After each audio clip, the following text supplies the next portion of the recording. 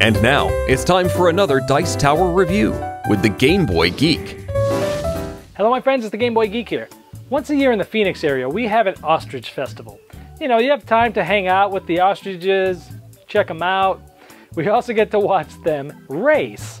And it's pretty fascinating to watch the ostriches race in person. They're these huge creatures that are just gorgeous. They're quite graceful, and they're fast actually. So anyway, today we're going to be talking about an ostrich race. We're talking about Banjooli Xeet here from Asylum Games. It's ages 8 and up. It's 2 to 5 players, and it takes about 30 minutes. And it's a crazy, zany, fun little racing game. Let's take a look. I'll show you how it's played. I'll see you on the other side.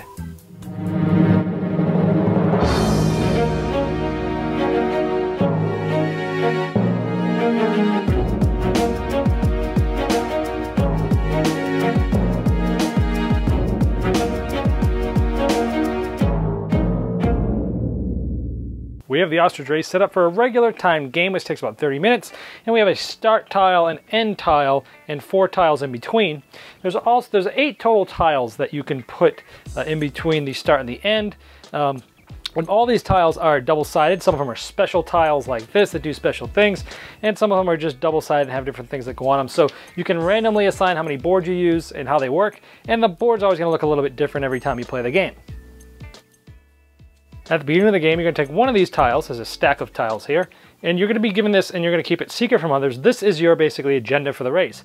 I want yellow, the yellow ostrich to come in first, the red to second, the blue for third, and I want green to come in dead last.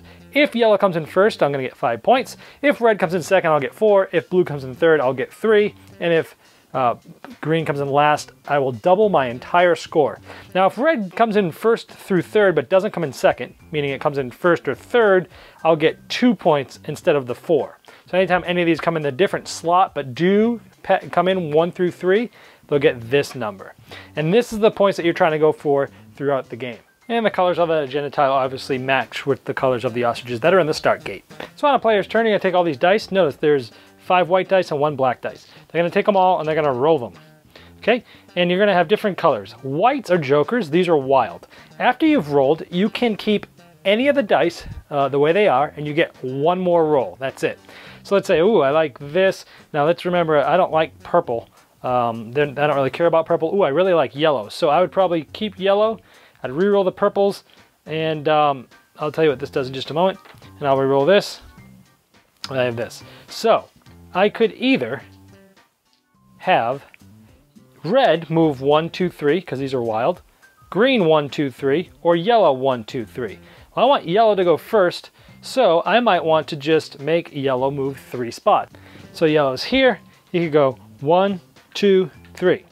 Now he could have gone 1, 2, 3. You can go diagonal like that as well. If someone ends up in one of these quicksand spots, they automatically pretty much get stuck there. So he's scared, he's hanging out there. So this brings us to the other die. There was 1 black die that was there. And on my turn, I can either select one of these movement dies, as I just did, yellow for 3, or I can select what's normally called the spell die. This is green. It also has a white, which is wild, or a joker. So if this was white or yellow on my next turn or somebody else's turn, instead of moving, they can decide to then flip the token to the other side. Now this would have been good if we remember that I want green to come in last, and actually on my turn, if you remember, I think I rolled a green. Instead of moving, I could have taken the green character and spelled him. Basically his head's on the ground and he can't move. He will not move until somebody uses their turn and comes up with a green or a joker wild white and says it's green, and then reflips it so he's in a running state. So this is how you can manipulate the ostriches. And ostriches can jump over other ostriches, so if there was one here and there was a guy there, he could go 1, 2, let's say. They could jump over them that way. Anytime you touch any of these berries, there's one of these randomly placed. Each player in the game gets to place one of these randomly on the spot, as long as it's at least 3 away from the exit there. And if someone runs into these, they get to flip over and they do certain things. Some of them are good and some of them bad. Like for example, this one just gives them 2 extra points at the end of the game. Another berry might make them move backwards too.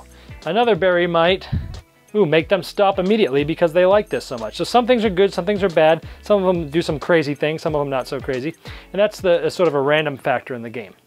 The only spot that you can't change lanes is on a corner. There's some fences here. You cannot change lanes on here. And then when you go on, then we have some special tiles. This is the lava rocks, where you can step on any of these, but if you end your movement on one of the ones close to the lava, it just goes back one. He has to stand on one of these top spots. So if he had landed here, he can't stay there. If he ended his turn, he'd have to move back. So these different tiles do different things. There's lava, there's alligators that do different things. They're completely different from what the lava does. There might be a bridge where it's just one lane, and so you might block people. And then we have a teleport system, which is pretty cool, does some interesting things. There's all different tiles there for the special tiles as well. And of course, we already saw what the quicksand does. It basically, when someone lands on one of those, they gotta get stuck, and nobody can pass through a rock. And essentially, as soon as people get to the finish line, they get into their spot here. We've got 1, maybe 2, and let's say they finish 3. And at the end of the game, everyone would basically score. So if this was me, let's say red came in last, I guess, and let's say blue is here. Okay, so red came in last. So if green came in last, I would have doubled my points, but they didn't. So yellow came in first. Oh, good. I would have gotten 5 points. Red, nothing. Blue, nothing. Green, nothing. So I would have only gotten 5 points unless I was the one that had gotten that berry. It would have been 2. But if it ended up something like this, yellow, I needed to come in first. They didn't, but they did come in one of the first 3, and it was 2. So I would have gotten 2 points for yellow for just coming in one of the top 3, but not in a real spot. And same with red, I would have gotten 2 points because he was supposed to come in second, but he came in third. So I would have gotten 4 points there, but green came in last, which is what I needed, so my 4 points would have been doubled to 8, and then I had this plus 2, so I would end up with 10 points. The one who has the most points is the winner. There's also a lion token that came with the game, and essentially they put this in there for a contest so they would have people vote and make ideas as to what this would do. I went to the website to see what the results were, and I couldn't quite find what the final thing was, so we didn't end up using it, but I guess you could make up your own rules, or maybe there's a place that you can find what this thing really did from the contest. All right, well, there's Banjooli Xeet. You may have seen my review of Monster Derby recently, and it's a racing game that's kind of similar to this, but yet different, pretty different because there's a lot of special abilities. It's more made for gamers. Where this, if you've liked that, if you saw my review and you bought that game, you like it, cool. But if you did, you're gonna like this for the family edition of, say, something like that, where there's no special abilities to keep track of. It's just sort of, you know, rolling and making some strategies and making some decisions and moving. Of course, there's some randomization and some luck involved, of course, with those berry tiles that go out there, and you never know what you're gonna get. Do I want to get on it and maybe get something good or maybe something bad? It's also fun to watch and try to gauge which people, obviously, which ones they want them to move forward, which ones they don't like. You can figure out which ones maybe you make an alliance with, and that sort of interplay is kind of nice. I also like the fact that the setup is quite modular, where you can make the game shorter or longer. Although the basic setup in the game is actually probably about the right length. I think it didn't overstay its welcome. It was good. I would never probably subtract or add any more tiles. That sounds good. But when you're selecting those tiles and you're randomly doing it and they're double-sided, you're going to get probably a special tile. It's going to be cool and different every time. You may have one turn, you may have none, you may have two. So it always changes the game up quite a little bit. And so that's going to be fun too. So if you're looking to look for a light-hearted racing game that you can play with the youngsters, but still fun for a bunch of adults to get around and giggle at a party and play this game in a light, casual manner, hey, with a little bit of randomness and there is some strategy involved, but it's rather light, but it's still kind of fun. So if you like a racing game that's fun and light, you want to check out Banjooli Xeet.